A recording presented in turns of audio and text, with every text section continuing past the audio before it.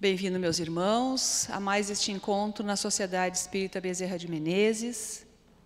Eu estou Maria Isabel, e neste mês de setembro nós estamos inovando no diálogo entre participantes desta casa, buscando mostrar a todos que aqui estão, que nós espíritas, tarefeiros desta sociedade, também passamos por dificuldade, também precisamos de diálogo e acolhimento, e esta é a nossa proposta.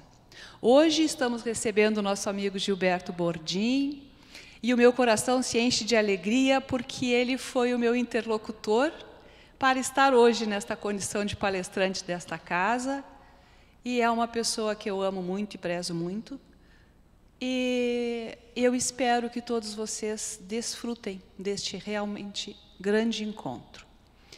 Toda casa começa com uma oração e toda tarefa também. Então, agradecendo ao Criador, a Dr. Bezerra de Menezes, a equipe de Maria de Nazaré, por aqui estarmos mais uma vez, rogando ao Pai, que derrame sobre todos nós a sua misericórdia, mas que nós estejamos com o coração aberto para assim recebê-la. Que esteja conosco, Senhor, nestes momentos de encontro, levando o canto do pássaro até o coração. E lá, deixando a gota orvalhada de amor que traz da eternidade, possamos nós nos alegrarmos, nos entusiasmarmos para seguirmos adiante, certos de que tudo está sob o seu comando e a proteção do Mestre Jesus. Que assim seja.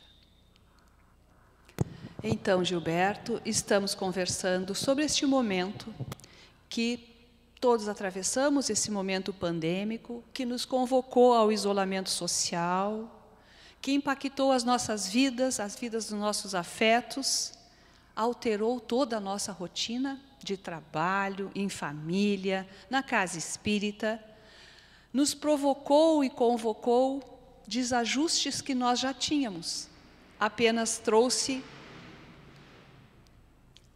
a consciência, trouxe mudanças na nossa rotina diária, nos causou medo, nos causou insegurança, pavor do que poderia ocorrer, né?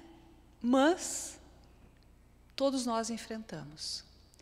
E para começarmos, então, eu gostaria de te ouvir. Como foi para você enfrentar este momento, ou como está sendo enfrentar este momento de muitas mudanças, de muita insegurança, nessa época que estamos vivendo agora? Então, bom dia, Isabel. Bom dia aos irmãos e irmãs que nos assistem no dia de hoje. Obrigado pelo convite, obrigado pela participação desse projeto pioneiro aqui na sociedade, né? Que pela primeira vez se faz um tipo de um encontro, um diálogo para tratarmos de assuntos e expormos aí as nossas reflexões a respeito desses assuntos tão difíceis, né, pelos quais estamos passando. E realmente, desde que março de 2020, desde que a Organização Mundial da Saúde, né, percebeu que aquela epidemia que estava localizada lá na China, né, estava se transformando e se transformou numa pandemia, mudou toda a estrutura mundial, né? Todo mundo passou a ver as dificuldades que isso iria gerar. E até hoje estamos passando por isso, uma série de restrições, uma série de limitações. E não é a primeira vez que estamos passando por isso, né? Se formos ler ali a história das pandemias no mundo, teve lá no século XIV a famosa a peste bubônica, ou a peste negra, como alguns chamam, né, que matou aí milhares de pessoas. Mais recentemente, aqui no século XX, tivemos aí a gripe espanhola, que também, com sintomas até muito parecidos com a nossa Covid aqui, né? Se usavam até máscaras naquela época, é só olhar as fotos aí do passado, aí, que vão ver que a humanidade já passou por esses flagelos, como está bem definido ali no Livro dos Espíritos. E isso mudou o mundo, desde aquela época da Idade Média, lá com a peste negra, com a gripe espanhola, o mundo se modificou. Né? E isso serviu, de alguma forma, está servindo hoje em dia, para que a humanidade se modifique, né? Principalmente no que diz respeito às lições que isso vai deixar. O Livro dos Espíritos é muito claro com relação a isso. Tem um capítulo do Livro dos Espíritos que trata exatamente sobre isso, sobre os flagelos destruidores. E essas doenças contagiosas são flagelos, porque dizimam milhares de pessoas. E ali é bem claro, no Livro dos Espíritos, isto serve para desenvolver a inteligência das pessoas, né, da humanidade. Olha, vejam a evolução que teve desde março de 2020, né, já se desenvolveu vacinas, várias vacinas, né, trabalhos ainda estão em desenvolvimento. Então, isso aí foi muito importante. E nós estamos ainda nesta fase, né, de se adaptar a esses novos tempos, né, que vão surgir. Esse novo normal que vamos enfrentar daqui para adiante não vai ser fácil, né? Vamos ter que deixar velhos hábitos, velhos costumes, coisas que antigamente era normal, não vai ser mais normal. É até bom que não seja, porque tinha coisas que não eram muito adequadas, né? E isso vai fazer com que as pessoas modifiquem a sua modo de pensar, a sua modo de agir, ver o irmão que está ali do seu lado, né, passando por dificuldades, e isso realmente vai servir para alguma coisa. Tu sabe, Gilberto, que eu concordo. Como nós estamos num diálogo, uma coisa que me chamou muito a atenção nessa época de pandemia, eu sou da área da ciência. Tá? Na casa, eu sou facilitadora também de ciência e filosofia. Me chamou muito a atenção porque, entre nós que pesquisamos e escrevemos sobre sociedade, saúde, não há uma parceria. Cada um de nós cuida do seu métier, do seu cantinho, mas não se divide os achados. E a pandemia fez o inverso. Todos os grupos de pesquisas da área da saúde que estavam buscando e abrindo fórmulas e químicos que eram possíveis ser usados, partilharam sem nenhuma cobrança. Abriram-se as pesquisas. Então, isso já é, para mim, pelo menos, foi uma amostra de que isso era uma evolução, sim, moral, sim, de todos nós, porque não adianta tu na tua casa, eu na minha, tu no teu trabalho, eu no meu, fazendo só para nós e para aquele nicho que nós pertencemos. E quando isso veio, as descobertas científicas, o quanto a ciência é necessária, o quanto nós precisamos interagir e trocar para o bem de todos, foi uma bênção para a sociedade. Por mais terrível o número de mortes, por mais complexos os efeitos pós-pandemia, pós-Covid, que a gente tem noção na área da saúde, do quanto é difícil uma recuperação de alguém que sobreviveu ao evento Covid, nós estamos muito melhores, nós estamos muito mais irmanados numa mesma ideia, né? Mas eu volto a te perguntar, e você? Como foi? Como foi viver a tua profissão? Como foi a tua vida de inter-relações nesta época? Em família, com os amigos? O que tu tem para nos trazer? Olha, Isabel, não foi fácil. Não foi fácil. Né? Tivemos que nos adaptar e enfrentar isso de uma forma muito difícil, ao menos para mim foi difícil, né? Porque nós somos brasileiros, eu tenho descendência italiana. Eu gosto muito de abraçar, de beijar, e eu não posso mais fazer isso, porque muitas vezes eu posso, em contato com um familiar com quem eu amo, eu posso estar assintomático e contaminá-los, e eles da mesma forma. Então, para mim, isso foi muito difícil, né? Deixar esse contato humano de lado, né? E ter medo disso, né? De ser contaminado. Né? No site do hospital aqui de Porto Alegre, fui ali buscar meus exames, ali tinha um trabalho sobre Covid. E essa médica que estava fazendo esse trabalho relatou que podemos estar entrando numa outra pandemia decorrente dos problemas neurofisiológicos decorrentes da pandemia. Porque isso mexe com o nosso corpo, com doenças relacionadas à pandemia, e mexe com a nossa mente. Né? conversei com o meu cardiologista algum tempo atrás, para fazer a minha revisão, e ele me falou, olha, eu nunca dei tanto remédio para depressão, para ansiedade, para síndrome do pânico, como nesses momentos de pandemia. Então, esses problemas que toda a humanidade está passando, certamente vão se refletir no corpo físico e na mente, né? Existe um outro trabalho bem interessante da Universidade Federal de São Paulo, que trata desses problemas neurofisiológicos, que se divide nas mesmas fases da pandemia, né? Essa primeira fase, segundo esse estudo, é o do mudança radical de hábitos, que todos nós estamos passando por essa mudança radical de hábitos, né? Principalmente pelo medo de ser contaminado por algo que nós não vemos, ao menos ao olho nu, e que é extremamente letal. E isso mexe com todos nós, certamente mexe com todos nós, né? E ocasiona esses problemas neurofisiológicos, né? Tem problemas físicos, problemas emocionais, né? Problemas de relacionamento, depressão, né? E nós passamos por isso, né? Em casa, eu e minha esposa discutimos isso, né?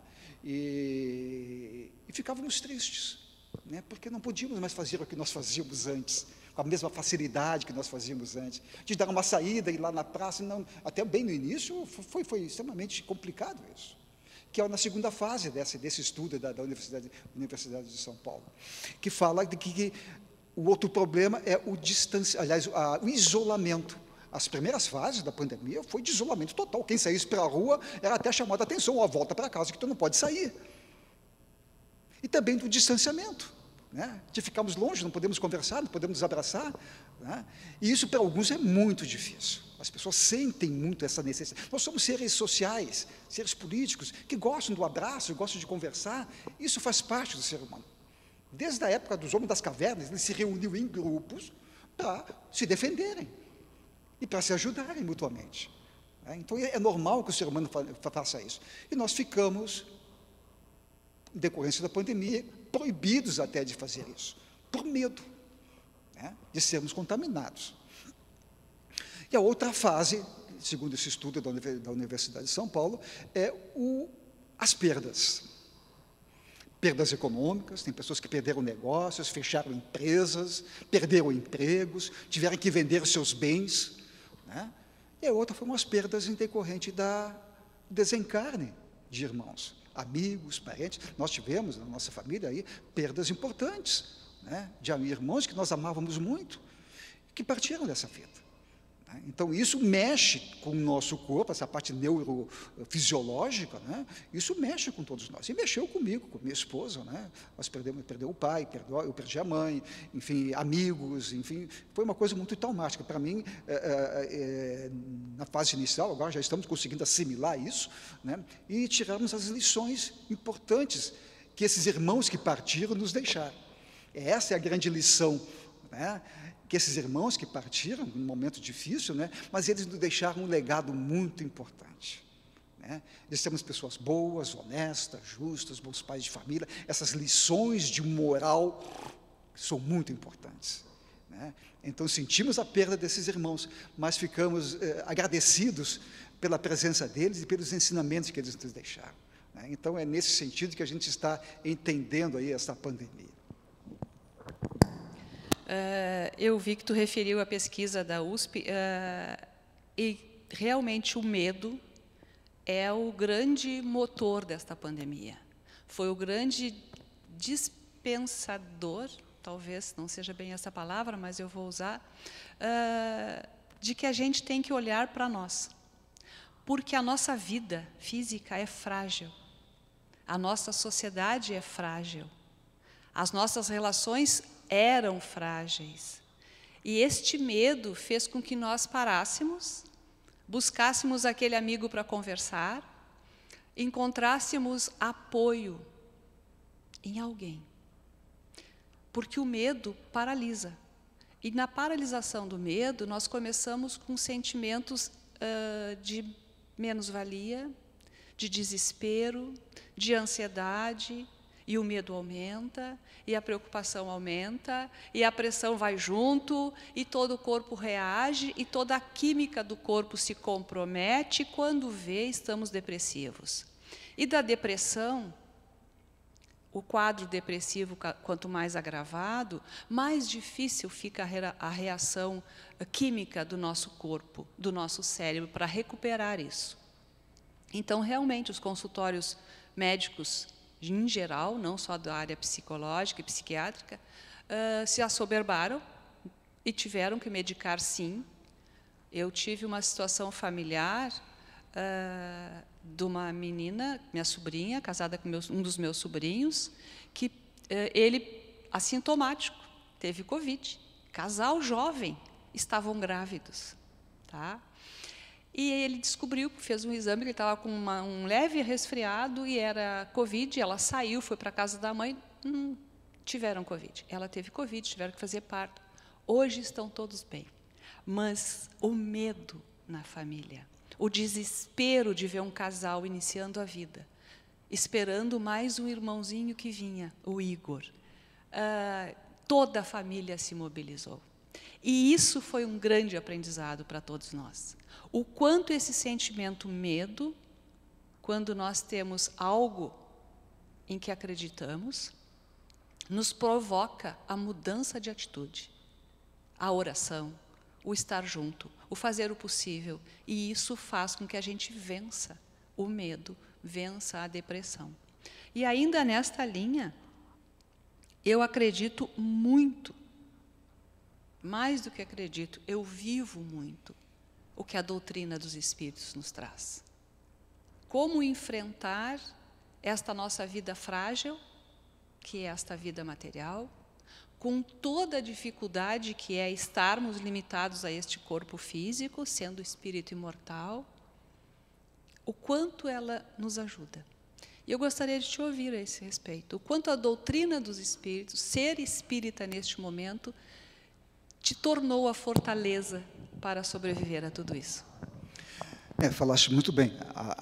Esse aspecto da doutrina espírita, do aspecto religioso, né? Independente do credo das pessoas, né? A parte religiosa é muito importante, né? Independente da religião, né? A religião é um alicerce muito importante. E na doutrina espírita é um dos alicerces. Apesar de estar baseada, apoiada nesse tripé, ciência, filosofia e religião, a ciência é importante, a filosofia é importante, mas o aspecto religioso é a mais importante, né? É o que dá sustentação para a doutrina espírita e para as outras religiões. Porque a religião visa a transformação moral do ser humano. Não adianta nada a pessoa conhecer o livro dos Espíritos de cor, conhecer a Bíblia de cor, né, conhecer a parte científica de cor, se falta a parte humana, né, a parte da transformação moral do ser humano, que é isso que todos nós buscamos, que é um dos grandes problemas da humanidade. Basta lermos os jornais, as revistas, assistimos a televisão à noite. Os escândalos que ali acontecem são todos problemas morais. E esse planeta de provas e expiações, que está em fase de regeneração, vai ter que acontecer dessa forma, né? Não serão cataclismas, terremotos, que isso aqui ou acolá acontecem, né? Esse planeta de regeneração serão formados por seres regenerados moralmente. É esse o planeta de regeneração, de pessoas diferentes, né, transformadas através, muitas vezes, da dor e do sofrimento, como eles estão nos passando. Mas isso é muito importante. Na questão 737 do Livro dos Espíritos, que fala ali sobre os flagelos, né, ele é muito claro. Essas pandemias, esses flagelos, né, são muito importantes para a mudança rápida da forma de pensar da humanidade. E elas visam, sobretudo, a transformação moral do ser humano. Sem dúvida. O mundo, depois dessa pandemia, e depois da gripe espanhola, lá da peste negra, lá, houve mudanças, e para melhor.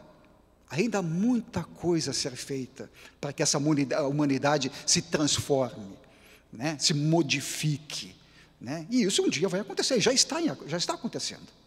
Tem uma questão muito interessante, me ocorre agora, no Livro dos Espíritos, na última questão do Livro dos Espíritos.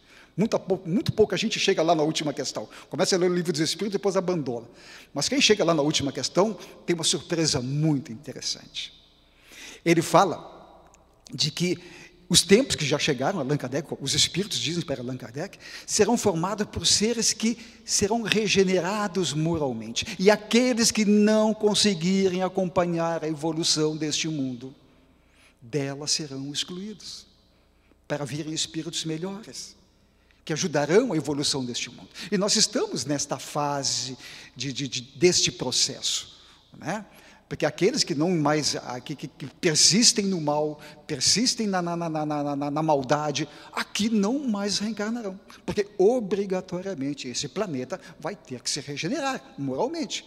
E aqueles que não conseguiram acompanhar, daqui serão excluídos. Como aconteceu com os capelinos, que não conseguiram acompanhar a evolução do mundo onde eles viviam, foram exilados aqui na Terra.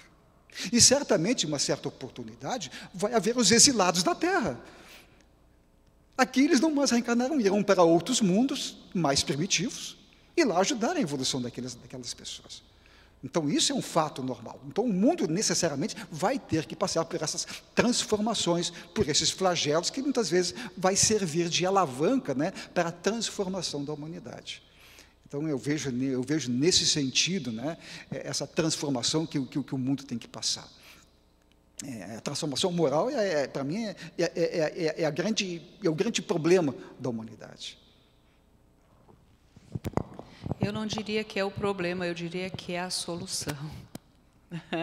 É uma questão otimista, eu sei, mas, para mim, nos estudos que faço em relação à filosofia, se a gente for beber na Grécia Antiga os conhecimentos que dali ainda estamos aprendendo, a ética, o que é ser justo, o que é ser íntegro, o que é ser uma pessoa do bem, todos nós discutimos até hoje. Tem N escolas filosóficas, porque cada povo é um povo, cada aprendizado é um aprendizado. Mas, quando a gente transpõe a ética e vai para a moral, o que nós encontramos é que, apesar de cada povo ter o seu costume e a moral mudar de acordo com a época, porque aquilo que era moral na Grécia Antiga não é hoje, porque o costume mudou e a moral se ajusta ao costume, tem uma coisa que perpassa toda a humanidade: a verdade e o amor. E a verdade só pode existir quando há o amor. E, para nós espíritas, não só para nós espíritas, mas para todas as religiões que seguem Jesus, ou são cristãs, de um modo geral, e até as outras, as bases fundantes, tanto o islamismo quanto o judaísmo, todos pregam a mesma ideia. É o homem que tem que modificar, é o homem que tem que buscar a Deus, independentemente do rito e do que acredita, porque é só o amor que nos liberta. Somos irmãos e todos pregam a mesma coisa. Temos um profeta, um Deus que nós seguimos também. Então, a única saída que eu encontro para a moral e mudar a moral é realmente amar e ser amado. E aí isso nós encontramos no grande legado que Jesus nos deixou. Que toda a lei mosaica, que ele nunca negou, ele apenas aprimorou e trouxe a informação do Pai amoroso, que é o nosso Criador, que a vontade dele vai se realizar independentemente da nossa. E esta vontade é que sejamos íntegros, que sejamos amor em ação. Como diz Jesus, né? Amar ao próximo como a si mesmo. Se eu não me amo, eu não te respeito. Se eu não me conheço, eu não te reconheço. Se eu não sei quem eu sou, eu não saberei quem os outros, porque eu ainda estou na infância, naquela fase rebelde da criança, que tudo é novidade. E, para mim, a pandemia trouxe isso. Eu brinco com a minha família, que a pandemia nos botou no banquinho do pensamento. Estamos todos de castigo. Alguma arte a gente fez para recuperar a nossa capacidade de amar. E tem sido uma grata surpresa olhar a evolução que a gente passou desde março de 2019 a 2020. 20? Né? 2020. até agora, de nós pararmos e termos que olhar para nós. E termos que saber se a gente realmente se ama. Se os valores que nós acumulamos são reais ou são ilusórios. Se eu valorizo o ter ou o ser. Se eu amo a minha família. Se eu sou capaz de perder um amigo, um parente, um irmão e não me revoltar, e entender o processo. Se de repente eu não estou cumprindo, se eu tiver que me mudar, e aqui eu estou falando com filhas fora do país, que a gente não se vê, porque não tem como, a saudade é muita, a preocupação é maior, então, no início foi terrível, depois as coisas tendem a se normalizar, porque a vida segue. E eu acredito, sim, mas a moral sem amor não funciona. Pelo menos na minha ótica. Só pegando um gancho, né, nessa tua fala, e Jesus, quando esteve aqui conosco, né, há mais de 2000 anos atrás, ele não publicou nada, não veio com ferramenta nenhuma, ele somente veio com a palavra. E ele se revolucionar, para eles, ele é um revolucionário, assim que ele foi tratado, né, tanto é que ele foi julgado, foi crucificado justamente pelas suas ideias, né, de que devemos amar o próximo como a si mesmo, de não fazer aos outros aquilo que não gostaríamos que os outros nos fizessem, né? E essas palavras realmente incomodaram muitas pessoas, né? E porque visavam justamente a transformação moral, como a gente falou aí no início da nossa fala, a transformação moral do ser humano é a coisa mais importante. E amar o próximo como a si mesmo, realmente é um teste difícil. Nos amar como a nós mesmos, não que nós somos egoístas, devemos nos amar, nos apaixonarmos por nós mesmos, mas amarmos-nos e entendermos que também nós somos seres imperfeitos, que temos coisas a serem melhoradas. Esse autoconhecimento, já que tu falaste aí da filosofia, dos filósofos da antiguidade, Sócrates dizia isto, apesar de ele ter parafraseado essa frase lá do oráculo de Delfos, lá, conhece a ti mesmo. O autoconhecimento, como hoje, é a mesma coisa, conhecer a ti mesmo, o autoconhecimento é a mesma coisa. E conhecer-se a si mesmo é um processo difícil, e esses momentos de pandemia estão servindo para isso, porque nos conhecermos é uma coisa que nos incomoda. Nos autoconhecer, porque a gente vai ver, fazendo aquela reflexão lá, olhando lá no nosso inconsciente, vendo quem nós somos, e vermos que nós não somos tudo aquilo que nós imaginamos, que temos virtudes a ser alcançadas ou modificadas, realmente nos incomoda. E devemos fazer um esforço para isso, essa transformação moral do ser humano, que muitas vezes são problemas morais que nós estamos enfrentando. As pessoas que muitas vezes vêm aqui na sociedade buscar orientação, justamente o que peca são os fatores morais, e que é difícil mudar. Os vícios, por exemplo. Como é que a pessoa vai deixar de ter aquelas coisas que para eles dá prazer? Como o caso dos vícios, qualquer tipo de vício, droga, sexo, poder, ganância, prepotência, para alguns é vantajoso, e sentem prazer nisso, mas sabem que tem que mudar. É difícil, é ruim, mas para eles é bom em certos aspectos. É ruim, mas é bom, e fica nesse ruim, mas é bom 1 ano, 2 anos, uma encarnação inteira. Então, mexer com isso requer muita decisão. Não adianta vir aqui na sociedade espírita, numa igreja católica, numa igreja protestante, seja lá onde for, se a pessoa não deseja se modificar. Esse é o grande problema. Não adianta vir aqui na sociedade, a família vai ajudar, se a pessoa não deseja se modificar. E muitas vezes essa modificação, Isabel, acontece, o mundo espiritual dá um jeito de encontrar uma forma de transformar aquela pessoa. Muitas vezes, através da dor e do sofrimento, e da doença. Para alguns, Isabel, a dor, o sofrimento, a doença é um santo remédio. A pessoa passa a ver a vida de um outro jeito, passa a ver o irmão de um outro jeito, aquele inimigo, aquele desafeto que muitas vezes dizia na nossa cara quem nós somos realmente. Muitas vezes os nossos familiares, com receio de deixarmos a gente magoadinho, melindrados, não nos dizem. Mas o nosso desafeto, os nossos inimigos, nos dizem na cara quem nós somos. Muito obrigado pelos nossos inimigos por dizerem isso, né? E nos vermos quem realmente nós somos, né? Nos encontrarmos interiormente, né? Nos autoconhecermos. E essa pandemia está servindo para isso. Infelizmente, não está acontecendo para algumas famílias. Justamente por esse convívio quase que compulsório dentro de casa. Eu tenho uma amiga que é advogada, olha, ela nunca teve tantos casos de divórcio como agora, na época da pandemia, desde 2020 até agora. Né? Ela pensando que as pessoas, em contato com a família, convivendo com os filhos, as coisas não seriam tão traumáticas, e está sendo traumático para muitas pessoas. E isso mexe, né, com o emocional, mexe com a parte física. Então, são coisas que estão acontecendo, né? Foi bom tu falar na família, porque família é uma coisa que me leva há muito tempo, né?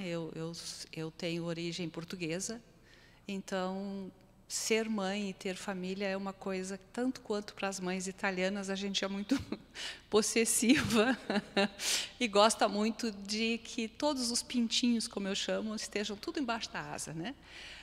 Mas construir família, e aí nós vamos entrar no tema que tu trouxe das relações que terminam e terminaram por conta da pandemia. Quando lá no Livro dos Espíritos também se pergunta se a família deixar de existir, o que seria? Os Espíritos respondem que seria a desagregação social, né? Primeiro, porque somos seres gregários. Segundo, porque precisamos desse exercício de amor que a família proporciona. Chico Xavier, na sua linda passagem pela Terra, nos deixou muitos legados de ensinamentos e sempre nos dizia que era o amor de mãe, que era a dor da mãe, que era a preocupação da mãe que fazia com que a família permanecesse. Ele tem vários poemas dele mesmo, antigos, no início ainda, quando ele não era nem médium psicográfico do Parnaso, antes do Parnaso, que ele faz uma ode às mães. E ele diz que a mulher é a única capaz de exercitar o amor incondicional. Então, todas nós que tivemos filho, do coração ou físico, todos nós que fizemos parte de uma família, porque até hoje ainda precisamos da mulher e do homem para ter uma criança, não tem, mesmo que seja em laboratório, in vitro, precisamos de alguém que acolha. Isso nos remete ao exercício do amor. Porque sem amor, e se nós fôssemos conscientes, no sentido de consciência egóica, nós não engravidaríamos. Porque o risco físico, orgânico de uma mãe é muito grande. A gente sabe disso. Hoje a gente sabe disso. Há uns anos atrás não, mas hoje a gente sabe. Mas mesmo assim, nós constituímos o lar. E hoje famílias de vários modelos e de várias formas. O que acontece nesta família durante a pandemia? A grande descoberta de que nós não éramos uma família. Nós éramos um amontoado, perdoa a expressão, mas éramos um amontoado de seres vivendo num lugar. Saíamos para trabalhar, nos víamos muito pouco, os filhos tinham imensas atividades, muito pouca atenção. Eu me lembro que ainda quando eu estava em consultório, me chocou muito, isso tem uns 20 anos, mais ou menos. Um menino de 17 anos que chegou e era suicida em potencial, chegou na mão de uma colega, que era prima dele, também terapeuta. Ela disse, ai, pelo amor de Deus, eu trouxe o fulano para conversar contigo, porque eu já não sei mais o que eu vou fazer. E aí eu perguntei para ele, mas o que está acontecendo? Ele disse, a minha família é uma família de vitrine. Eu nunca tinha escutado essa expressão. O que é ser uma família de vitrine? Hoje a gente usa que família de margarina, né? Mas na época era família de vitrine. Tudo que o meu pai, a minha mãe e a minha irmã fazem é para os outros verem. Roupa, carro, viagem, passeio, restaurante, mas ninguém conversa comigo. Gilberto, eu como uma boa portuguesa e boa mãe, a vontade que eu tive, meu filho fica aqui comigo, não volta para casa. Porque a dor é muito grande. Tu ouvir de uma criança, que tinha 17 anos, ainda em formação emocional, num momento difícil da vida, esta dor de carregar pelo não acolhimento na família, por uma família disfuncional, gera efeitos. A gente conversou, fizemos terapia, descobri que ele era surfista, que ele adorava o mar, e condição financeira tinha. Ele disse, eu inclusive estou pensando, então, já que a gente conversou, e eu acho que a senhora tem razão, é por aí, eu tenho que cuidar um pouco mais de mim, porque se eu estou vendo isso, aquelas confusões de consultório. Ele foi estudar na Califórnia, para pegar onda. Garoto, eu vou para a Califórnia, né? Tradicional, rebeldia. Hoje é um lindo pai de família, amoroso, com seus filhos. Tudo aquilo que ele não teve, ele está tendo com os filhos. Então, isso é família. E a desagregação familiar que a pandemia trouxe foi as descobertas de que a gente morava junto, mas a gente não estava junto. O nosso lar, que é a nossa escola primeira, né, de formação de seres, durante a pandemia, muitos fortalecidos, mas muitos desagregaram-se. E sim, é preocupante isso, porque quanto maior o número de lares e famílias desfeitas, mais difícil fica a transformação moral. Nós caímos novamente na mesma situação, porque as dores experimentadas vão se multiplicar. Poucos terão condições, se bem que hoje tem muito lugar de ajuda e de apoio, poucos terão condição de superar as suas dores, né? É aprendizado? Com certeza. Todos nós sabemos, todos nós espíritas sabemos que tudo aquilo que a gente vive neste nosso mundo corpóreo é um aprendizado, é uma convocação para a educação de nós mesmos. E os filhos ali no meio, né? E os filhos no meio, sim. E eu digo para os meus filhos, desde o momento que eu fui mãe, eu me tornei outra pessoa. E todos eles, e foram 5, 4 ainda estão comigo, o outro já está na pátria espiritual. Cada um deles modificou e acrescentou a Isabel. Porque eu não fui uma criança fácil, eu era rebelde, porque, afinal de contas, eu sou da geração de adolescentes da década de 70, que era aquela rebeldia total. Então, os filhos me modificaram e me ensinaram a amorosidade, a cuidar de si, a cuidar do outro, a melhorar a cada dia.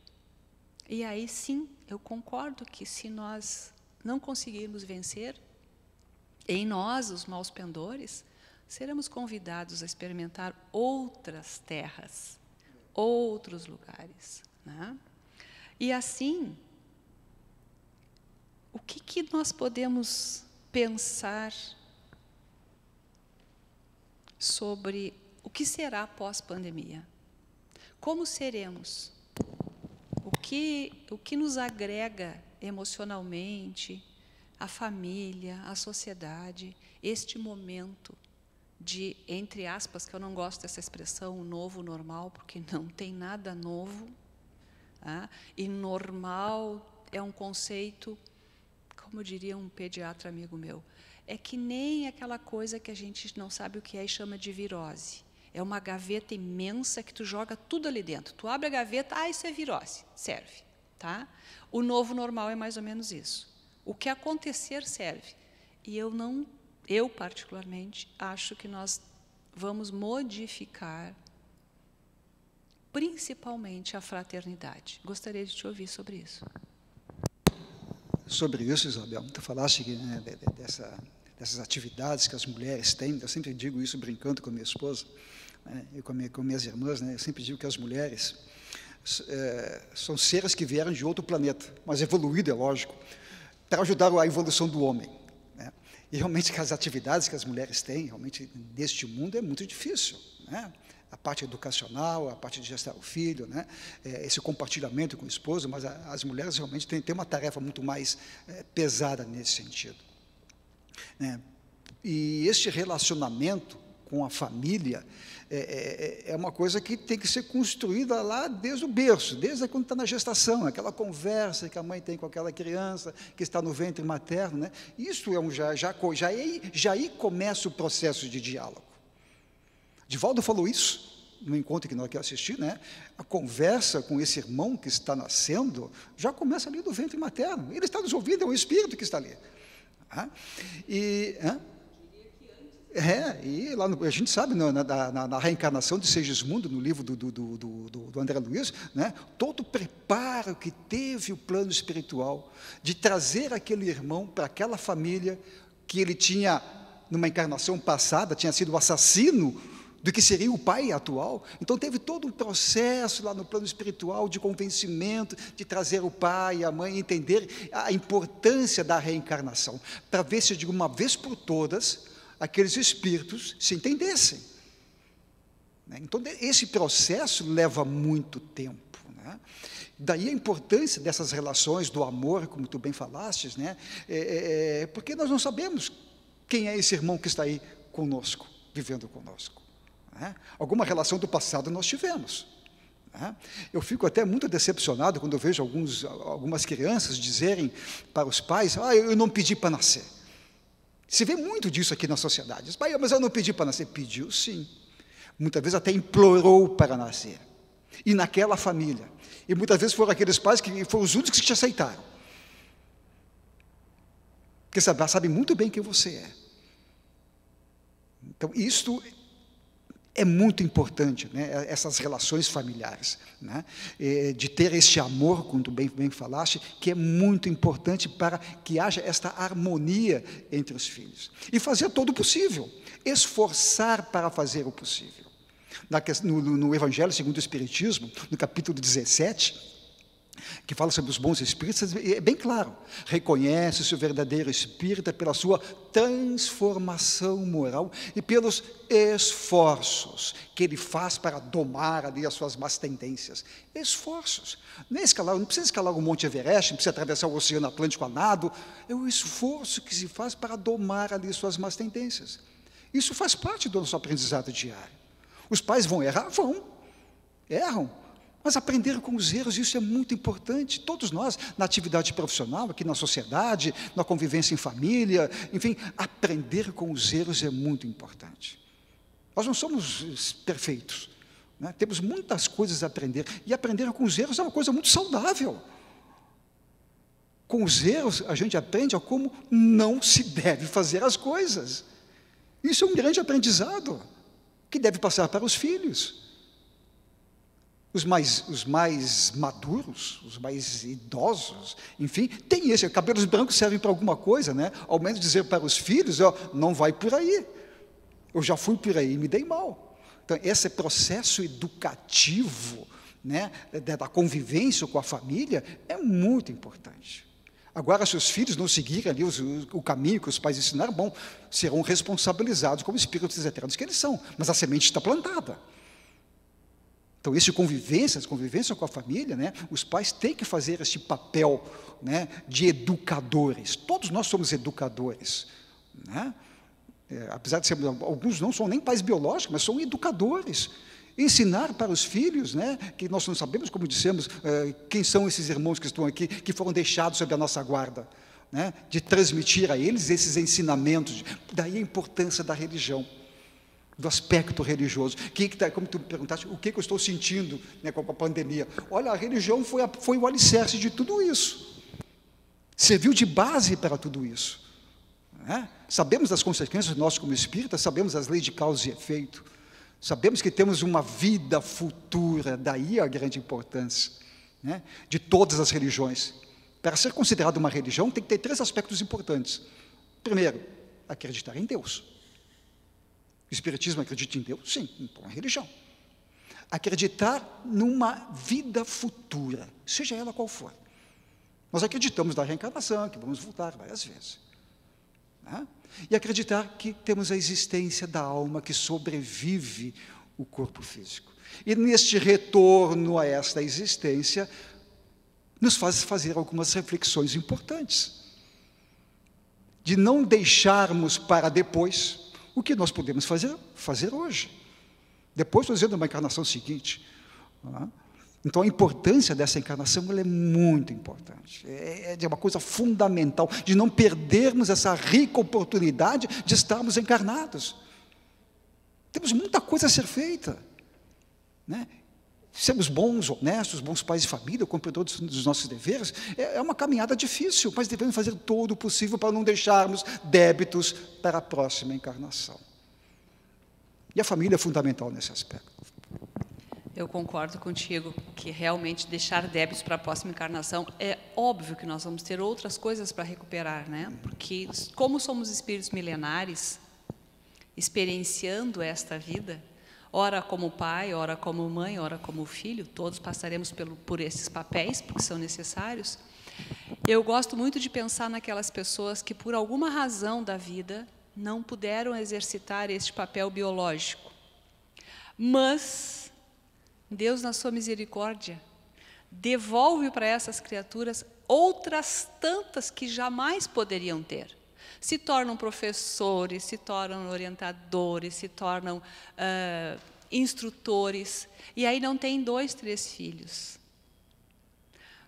Eu gosto muito de pensar no Bezerra de Menezes, porque várias lições ele nos deixa quando a gente conhece a vida, a trajetória dele. Mas quando ele chega na pátria espiritual e é convidado a chegar à janela do hospital onde ele está se recuperando, porque há um burburinho na rua, entre aspas, na rua do plano espiritual, na praça, né? Vamos dizer assim, e aquelas pessoas são gratas a tudo que ele fez. E ele diz, mas eu não fiz nada. E eu acho que é esta lição que é amor em ação. Independentemente de ser na família que a gente começa a exercitar este amor incondicional, até termos uma maturidade, até termos uma capacidade de entender que a vida é para sempre e que o outro é igual a mim. Somos frutos do mesmo amor, somos filhos do mesmo Criador.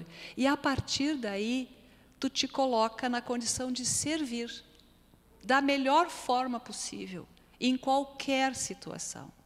E nesta situação que a gente está vivendo, pandemia, cada vez mais nós precisamos dessas pessoas que nos tragam esta palavra, que nos estimulem a bondade, que despertem em nós sentimentos positivos, de esperança, de coragem, de vontade.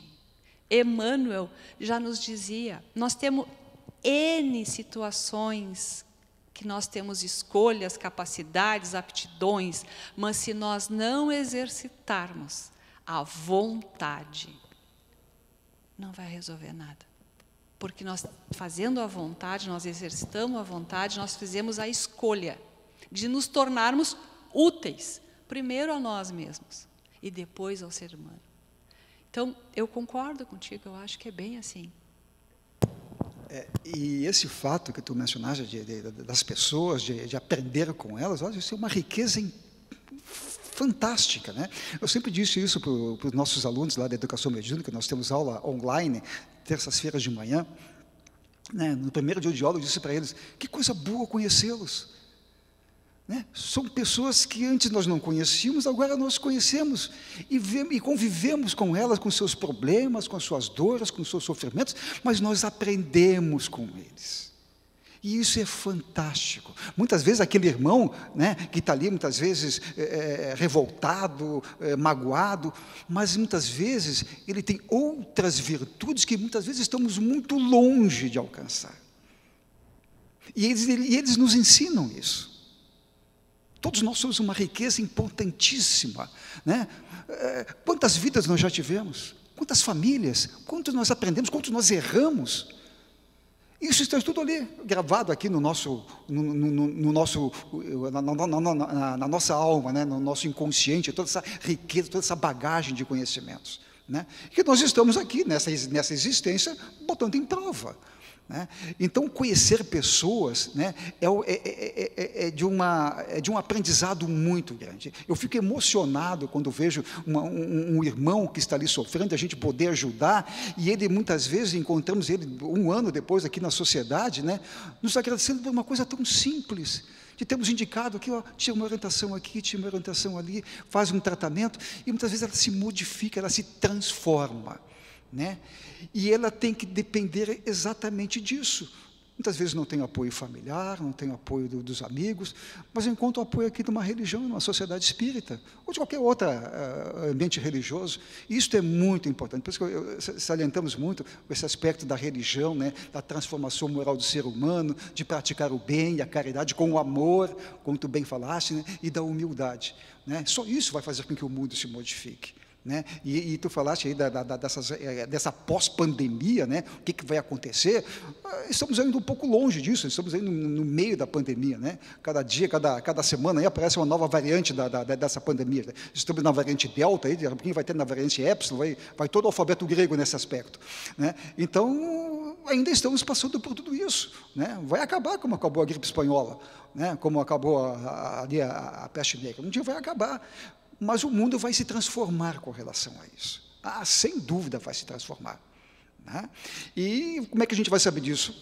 Daqui a algum tempo. Na questão 738 do Livro dos Espíritos, não é que eu sei essas questões de cor, viu? Eu sei porque eu dei aula semana passada para o pessoal da educação medíocre, e nós abordamos exatamente essas questões. Então, elas estão um pouco gravadas na minha mente. Eu não decorei o Livro dos Espíritos. Essa questão 738, ele fala exatamente sobre isso, né?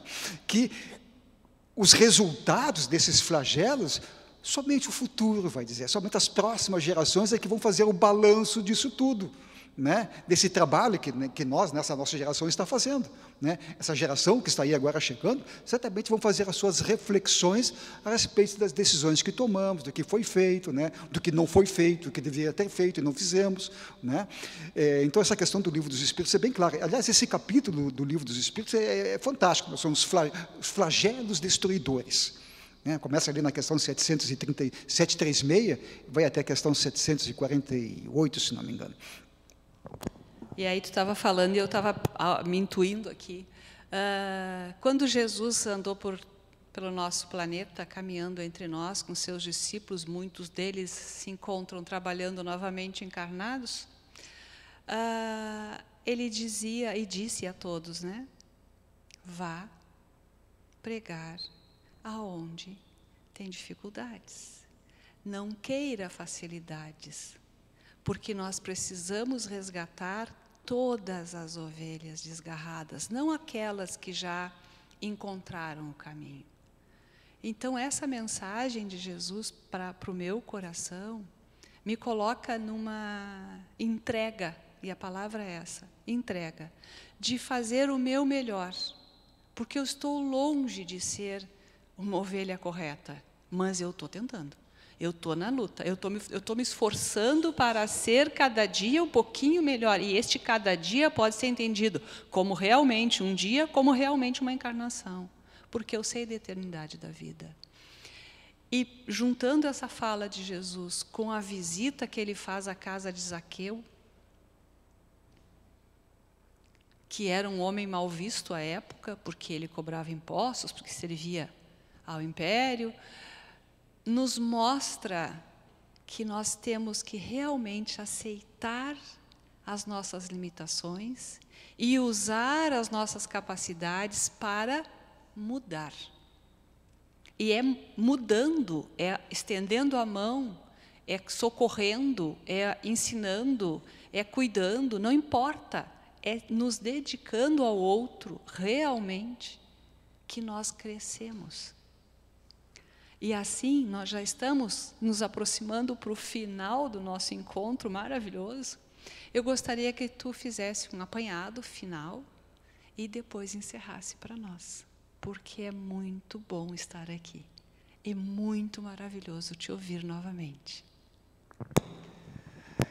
Então, Isabel, realmente, quando nós mencionamos o Evangelho segundo o Espiritismo, né, de que reconhece o verdadeiro espírito, o verdadeiro cristão, né, pela sua transformação moral e pelos esforços, como tu bem falastes, esforços que ele faz para domar suas más tendências. Domar as suas más tendências. Todos nós temos, como mencionamos, né, dificuldades nessa existência. Temos virtudes a ser alcançadas e melhoradas. E isso demanda essa busca interior, de vermos quem nós somos. E essa pandemia está servindo exatamente para isso. Essa reflexão interior, essa transformação, essa reforma íntima. Que não adianta queremos modificar tudo de uma vez só, não tem como. Eu assisti um tempo atrás um vídeo do Adalto Santos, se não me engano, de uma sociedade espírita de Brasília. Ele falava exatamente sobre a reforma íntima. Que não adianta querer buscar uma reforma total. Tem que começar pelaquilo que mais está incomodando. Ele deu o exemplo de uma casa. A casa está cheia de problemas. Tem problema na pintura da parede, tem problema no piso, tem problema nos móveis e tem que trocar. Mas tem um outro problema, tem goteira no telhado. De nada adianta trocar os móveis, se tem uma goteira no telhado, vai pingar em cima dos móveis e vai estragar. De nada adianta trocar o piso, se tem uma goteira no telhado, vai pingar no piso e vai estragar. Ou pintar a parede, vai escorrer pela parede e vai estragar a parede. Qual é a coisa que mais está incomodando nesta casa? A goteira no telhado. Começa por aí. E com nós é a mesma coisa. Qual é a coisa que mais está incomodando? O orgulho, o egoísmo, a vaidade, a prepotência, a ganância, sensualidade, vaidade. Comecemos por aí, já é um bom caminho, né? E começar por esses sentidos. Então, modificarmos interiormente, né, para que as pessoas nos entendermos nós mesmos, nos entendermos e convivermos em harmonia com a sociedade, com a nossa família, com a nossa esposa, com os nossos filhos. É um processo difícil, não é fácil, demanda tempo. E demanda persistência e decisão de querer fazer. Não é fácil. Nós estamos passando por esse momento de pandemia, realmente não é fácil. Né? Relatamos aí essa advogada aí que nunca teve tantos casos de divórcio, de separação.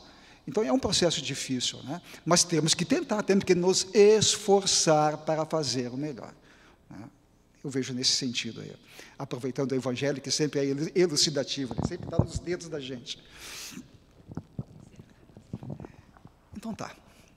Então vamos agradecer, como sempre, agradecermos a Deus, a Jesus, aos nossos espíritos amigos, protetores, conselheiros, que nos ajudam tanto nessa nossa caminhada evolutiva. Aqui ainda nesse planeta com dificuldades, né? E pedimos o apoio, o incentivo de não desistirmos diante da dificuldade, que nos oriente sempre, principalmente nos momentos difíceis, nas tomadas de decisões. Que sejamos orientados da melhor maneira possível e sejamos aquilo que Jesus sempre quis que fôssemos, bons e caridosos, que praticássemos o bem e a caridade com amor e humildade. Sejamos então, todos nós, mensageiros dessas mensagens de Jesus e que possamos, cada vez mais, estarmos aqui nessa sociedade espírita, que nos acolheu nos momentos difíceis da nossa vida, quando aqui batemos da porta e pedimos socorro. E agradecemos a Bezerra de Menezes, patrono desta casa, que nos proteja, e proteja tantos irmãos encarnados e desencarnados, que aqui vêm em busca de auxílio. E dizemos então, finalizando o nosso encontro, Pai nosso que estais nos céus, santificado seja o vosso nome. Venha a nós o vosso reino, e seja feita a tua vontade, assim na terra como nos céus. O pão nosso de cada dia nos dai hoje. Perdoa, Pai, as nossas ofensas, assim como nós perdoamos a quem nos tem ofendido. Não nos deixes cair em tentação, mas livra-nos, Senhor, de todo o mal. E que assim seja.